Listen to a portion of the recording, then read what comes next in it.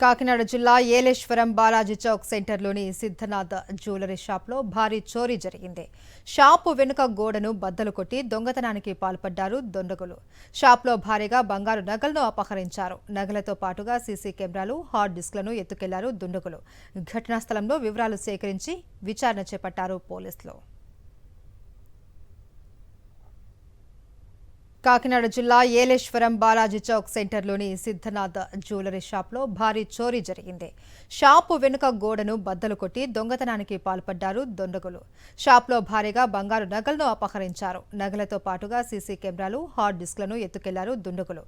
ఘటనా స్థలంలో వివరాలు సేకరించి విచారణ చేపట్టారు పోలీసులు. కాకినాడ జిల్లా ఏలేశ్వరం బాలాజీ చౌక్ సెంటర్లోని సిద్ధనాథ్ జ్యువెలరీ షాప్లో భారీ చోరీ జరిగింది. షాపు వెనుక గోడను బద్దలు కొట్టి దొంగతనానికి పాల్పడ్డారు దుండగులు.